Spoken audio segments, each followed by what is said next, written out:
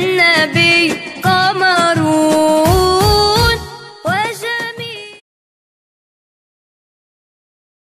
ازيكم حبايبي، عاملين ايه؟ يا رب تكونوا في اتم صحه واحسن حال. نبتدي كلامنا بالصلاه على اشرف المرسلين سيدنا محمد عليه افضل الصلاه والسلام. النهارده انا قررت اعمل معاكم الطماطم المخلله.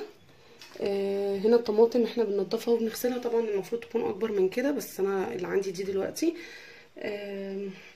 احلى، انا بحب المخلله، الطماطم المخلله قوي على فكره. بصوا انا لما بغسلها اهو، يعني الحجم ده بيبقى مناسب، باجي من هنا كده والف دي كده ببوز السكينه بالراحه، عشان انا مش عايزه الحته دي اساسا تبقى مفتوحه كتير كده بالشكل ده، شايفين؟ لاني انا هقطعها ازاي؟ هاجي من هنا كده، ولازم الطماطميه تبقى جامده كويس، يعني ما تبقاش مستويه. هاجي من هنا كده اهو، بسم الله الرحمن الرحيم، وافتحها كده. عايزه تفتحيها 3 افتحيها، عايزه تفتحيها 2 بس افتحيها. بنفتحها بالشكل ده كده اهو، زي ما انتم شايفين اهو. انا هركنها. انا وريكم تقطيعها اهو الاول، هوريكم بقى هنعمل الخلطه بتاعتها وبعدين نكمل تقطيعها.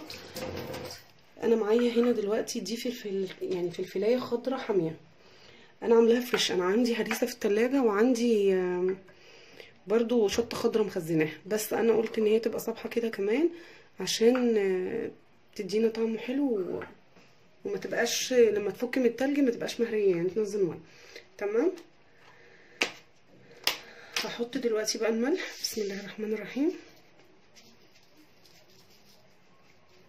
بالشكل ده كده. احط كمون،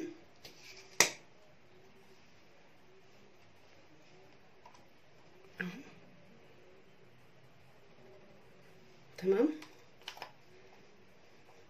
الفلفل المحطوط ده حامي يا جماعه، عايزينه فلفل اخضر عادي حطوا. احط شويه بابريكا،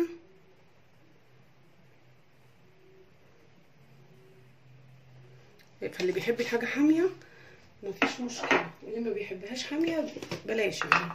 وهحط بقى مقدار ايه، يعني 5 فصوص توم كده، بلاش توم كتير عشان ما تبقاش حاميه، يعني يا دوبك يديها ريحه بس، عشان لما بتبقى تومها كتير بتبقى حاميه، وفي نفس الوقت كمان بتسيب ريحه.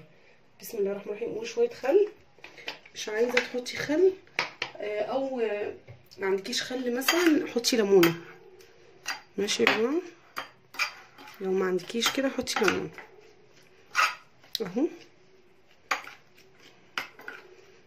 هو كده تمام قوي. ولو عوزت اعمل ايه اعمل تاني، ماشي زي ما قلت لكم اهو. انا همسك بقى طماطمايه هوريكم دي كمان اهي.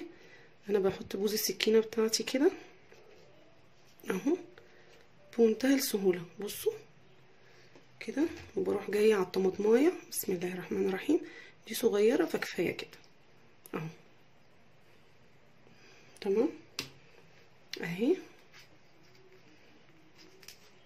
حاولي على قد ما تقدري تبقى صغنططه خالص عشان الفتحه ما تبقاش كبيره اهي. عندك شويه كزبره خضراء تفيهم على الخلطه برضو هتبقى حلوه جدا، وكمان هتكسر اللون الاحمر. يعني انا مرضتش اعملها بهريسه شطه علشان كده، عشان تكسر اللون الاحمر شويه، يبقى فيها ايه اخضر، فاهميني؟ الطماطم المخلله بتبقى حلوه قوي يا جماعه جنب الاكل. في مره هعمل لكم طماطم مخلله بالطحينه، حلوه قوي قوي قوي بجد. من يعني انا بعملها جنب سندوتشات الحواوشي، بتبقى خطيره. فان شاء الله هبقى اعملها معاكم برضو في مره. بس نعمل الاول ايه الطماطم المخلله دي اهي. همسك بقى اهو طماطم، هقول بسم الله الرحمن الرحيم بالشكل ده كده اهو، واخد بقى في كل حته اهو بالشكل ده كده، وبحطها في قلب الطبق. تمام اهو. يوسف طبعا زي ما انتم سامعين بيسأل على الاكل، ماما عامله اكل ايه؟ السؤال بتاع كل يوم السؤال المعتاد يعني. بصوا اهو بالشكل ده، زي ما قلت لك عندك شويه كزبره خضراء حطيها اهي.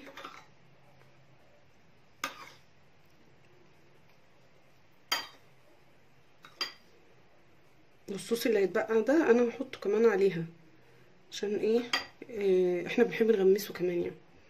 اهو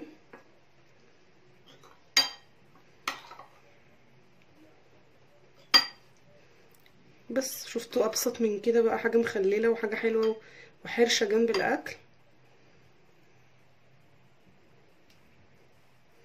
وسهله وبسيطه وما خدتش منك اي وقت، وطعمها حلو جدا على فكره، ده هتعجبكم يعني. في ناس كتيره ما تعرفش موضوع الطماطم المخلله ده اصلا، فيا رب تجربوها وتعجبكم ان شاء الله، وتكتبوا لي في الكومنتات. انا هستكفي بدول، انا مش هعمل تاني، هو لسه باقي بس انا مش هعمل تاني. اهو زي ما انتم شايفين معايا كده بالشكل ده كده. هغسل ايدي بقى وارجع لكم تاني. اهو بعد بقى ما خلصت كده، دول هيترموا لا طبعا، هروح نازله عليهم كده مسقياهم كلهم كده بالشكل ده، وبكده يبقى الطماطم المخلله بتاعتنا خلصت.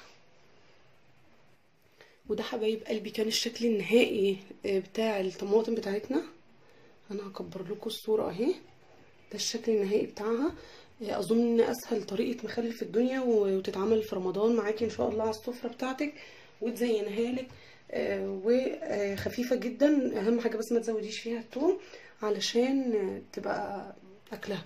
عندك شويه كزبره خضراء هتروحي رشهم هنا على الوش، هيدوا شكل جميل قوي، بس انا الحقيقه ما عنديش. لو عجبكم الفيديو ما تنسونيش في اللايك وسبسكرايب، شير لي الفيديو عشان الكل يستفيد، والسلام عليكم ورحمه الله وبركاته.